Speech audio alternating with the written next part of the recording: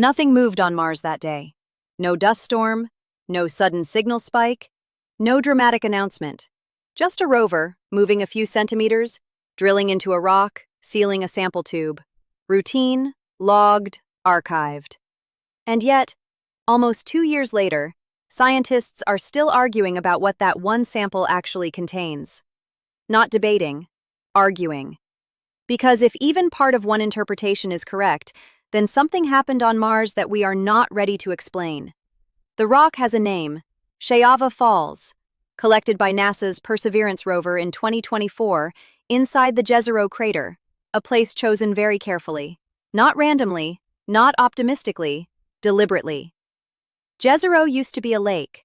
Billions of years ago, water flowed into it, settled, deposited minerals, and then disappeared. On Earth, that exact sequence tends to leave behind one thing more often than anything else: traces of life. So when Perseverance drilled into Shayava Falls, it wasn't just collecting a rock. It was sampling a moment in time when Mars might have looked uncomfortably familiar. Here's where it starts to feel different. Inside that rock, the rover detected organic molecules. Not vague hints, not statistical noise, actual carbon-based compounds, the kind that, on Earth, are tightly associated with biological processes. That alone would be interesting. It wasn't alone. Alongside those molecules, instruments picked up structures, tiny, irregular features, paired with mineral formations that, again on Earth, tend to form in the presence of microbial life. Specifically, iron and phosphate combinations arranged in ways that resemble what we call biosignatures. Let me slow that down for a second. A biosignature is not proof of life.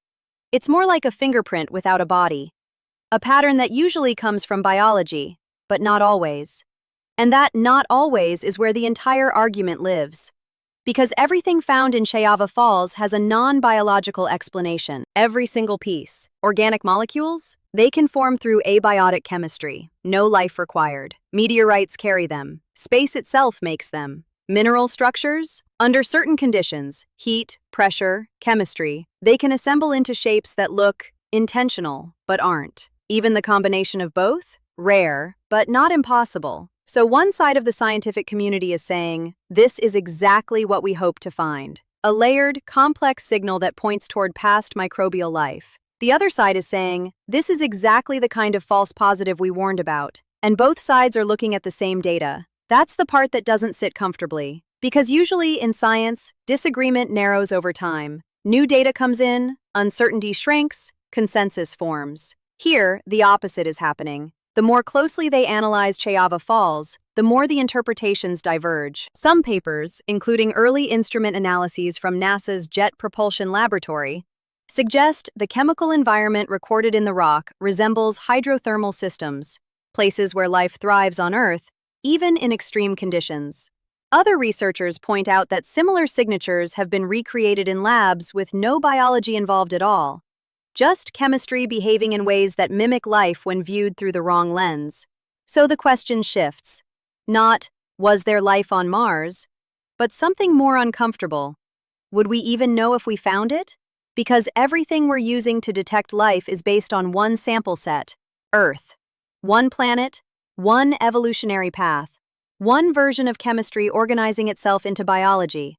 And now we're on another world, looking at signals that almost fit, but not quite. Close enough to argue about, not close enough to agree on. There's a detail here that most coverage glosses over, and it matters more than the headline. Perseverance cannot confirm life. It was never designed to. Its instruments, like Sherlock and Pixel, can detect chemistry, textures, elemental compositions. They can map patterns, build a case, but they cannot deliver a verdict. That was always meant to happen later, when the samples are brought back to Earth under the Mars Sample Return Program, involving NASA and the European Space Agency. Except that mission is delayed. Budget issues, technical complications, timelines slipping into the 2030s. So right now, we're in a strange position. We might already have the most important Martian sample ever collected, and it's sitting there, sealed, waiting. While scientists argue over incomplete data, trying to extract certainty from instruments that were never meant to provide it. There's a kind of tension in that. We went to another planet, found something that might matter more than anything we've ever discovered. and we can't quite touch it yet. And in the gap between almost and confirmed, something else starts to creep in. Doubt. Not just about Mars, about the framework we're using to interpret it. Because if Shayava Falls is abiotic, pure chemistry, no life, then Mars is capable of producing incredibly lifelike signals without biology. Which means every past claim, every meteorite study, every possible biosignature starts to feel less stable. But if it's not abiotic, if even part of this signal came from something that was once alive, then we are already late in recognizing it. And that delay, years of debate, hesitation, reinterpretation, tells you something about how fragile our detection methods really are. There's a number I want you to hold on to. 3. That's how many independent lines of evidence scientists usually want before seriously considering a biological interpretation. Shayava Falls might have that. Or it might be 3 illusions stacked on top of each other. We don't know yet. But in part 2, we need to get into how those signals actually form. Because once you see the mechanisms, the argument stops feeling abstract. It starts feeling uncomfortably plausible. There's a tendency to talk about signs of life as if they arrive neatly labeled. They don't. What Perseverance is doing inside Jezero Crater is closer to forensic reconstruction than discovery. It's not finding organisms. It's reading chemical leftovers and trying to infer what kind of system could have produced them. And that's where things get messy. Let's go back to those 3 signals inside Shayava Falls, the ones that might matter or might be misleading us entirely. First, organic molecules. Sherlock, one of the rover's key instruments, detected aromatic compounds, ring-shaped carbon structures. On Earth, these show up in everything from burned biological matter to complex organic decay. They're not rare, but context matters. When you find them embedded within certain minerals, especially in a sedimentary environment that used to be wet, the probability starts to lean in one direction, but only slightly, because those same molecules can form through purely chemical reactions involving ultraviolet radiation, water, and carbon dioxide. Mars has all 3, in abundance historically. So one piece of evidence, ambiguous. Second, the mineral context. Shayava Falls contains iron-rich compounds, specifically forms that on Earth often emerge in environments where microbes interact with water and rock. Think hydrothermal vents, deep-sea systems, places where life doesn't rely on sunlight but on chemistry itself. Now here's the interesting part. On Earth, microbes don't just exist in those environments, they actively reshape them. They leave behind mineral signatures that look organized, not symmetrical, not clean, but patterned in a way that reflects biological influence. Perseverance's pixel instrument mapped similar distributions. Iron and phosphate clustered together in ways that resemble those microbial fingerprints. That's where some scientists start leaning forward. Because while chemistry can produce complexity, it usually doesn't produce structured complexity without some kind of feedback system. Life is a feedback system. Chemistry usually isn't. But usually is doing a lot of work in that sentence. Lab experiments over the last decade, some published in journals like Geochimica et Cosmochimica Acta, have shown that under certain conditions, purely inorganic reactions can self-organize into patterns that look disturbingly biological. No DNA, no metabolism. Just physics and chemistry interacting long enough to create something that resembles intention. So now we have 2 signals, still unresolved. The third is the one that's causing the most tension. Texture. Inside the rock, Perseverance identified tiny, irregular structures, on the scale of micrometers, that look, at least superficially, like fossilized microbial remains. Not whole organisms, more like fragments. Shapes that suggest something once occupied that space and altered it. This is where people get uncomfortable. Because morphology, the shape of something, is historically one of the weakest indicators of life. We've been burned before. Back in 1996, NASA scientists studying a Martian meteorite called ALH 84001 announced potential fossilized bacteria. The structures looked convincing. Headlines followed. Then came the slow dismantling. Abiotic processes could explain the same shapes. The excitement collapsed. That memory is still sitting in the background of this debate. Quiet, but influential. So when similar-looking structures show up in Shayava Falls, the reaction isn't excitement. It's restraint. Some researchers argue that the combination matters more than any single signal. Organic molecules plus mineral context plus suggestive morphology. That stack, taken together, increases the likelihood that something biological was involved. Others push back hard. Because stacking weak signals doesn't always create a strong one. Sometimes it just creates a more convincing illusion. And this is where the argument stops being about Mars and starts being about methodology. What threshold do you require before you're willing to say, this was life? 3 signals? 5? 10? Or do you need something fundamentally different? Something that cannot be replicated by non-biological chemistry under any known conditions? That's a much higher bar. And here's the problem. We don't actually know where that bar should be. Everything we've learned about life detection comes from Earth, from one evolutionary lineage, one chemical framework. Even extremophiles, organisms that live in boiling water, acidic lakes, radioactive environments, they still follow the same underlying biochemistry. DNA or RNA, proteins, cellular structures. Mars might not. Or it might have, billions of years ago, and then diverged, or died out, or left traces that don't map cleanly onto what we expect. So we're using Earth-based tools to interpret potentially non-Earth signals. It's like trying to recognize a language you've never heard before using only the grammar rules of your own. You might catch fragments. You might completely misread the meaning. There's a smaller detail in the Chayava Falls data that hasn't gotten much attention, but it lingers. The spatial relationship between the organics and the minerals isn't random. They're co-located. In other words, the carbon compounds aren't just present in the rock. They're sitting exactly where the mineral features are most pronounced.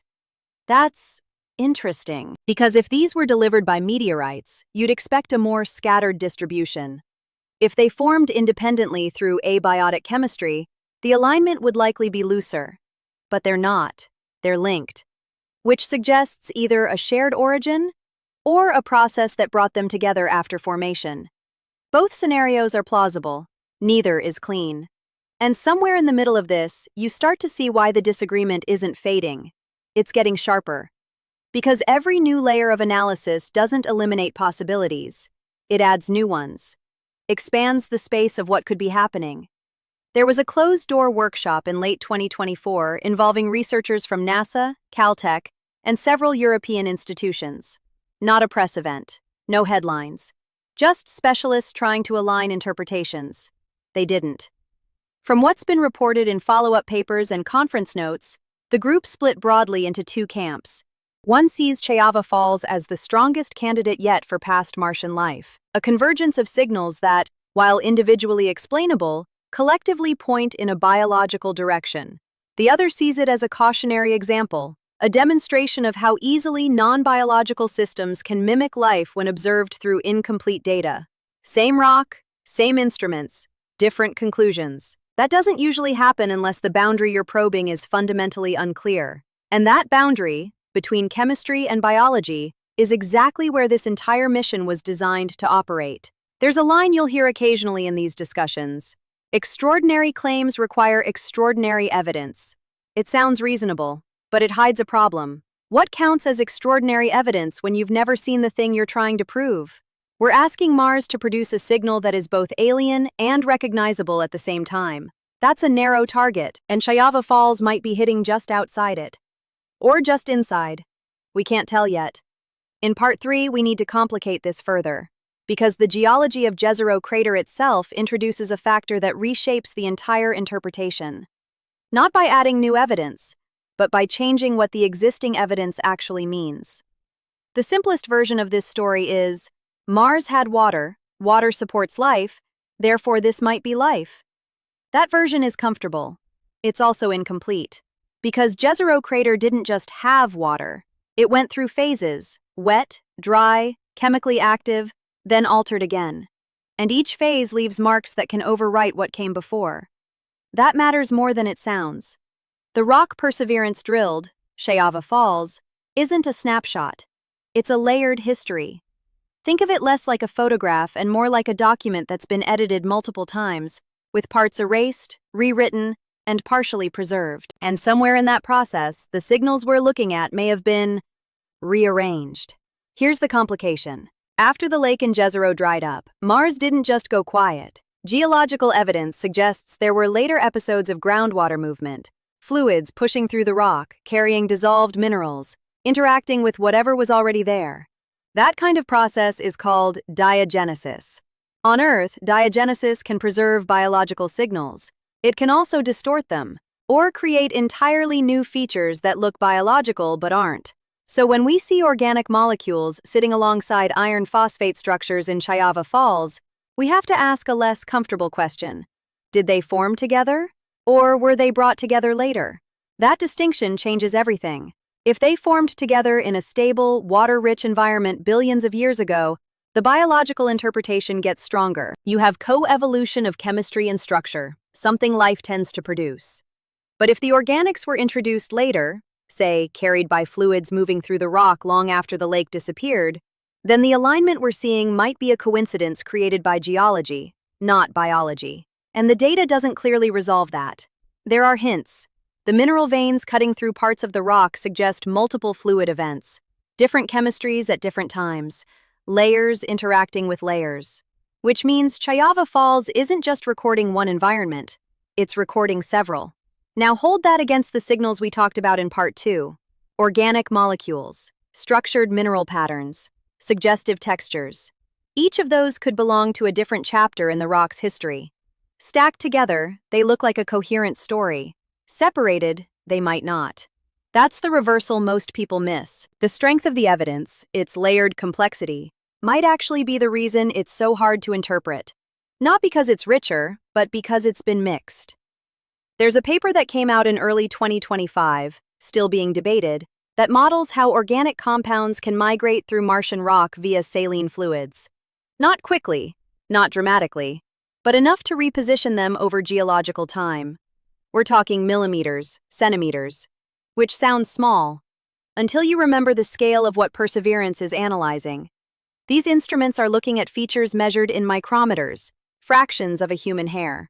So a shift of even a few millimeters can completely change the apparent relationship between two signals.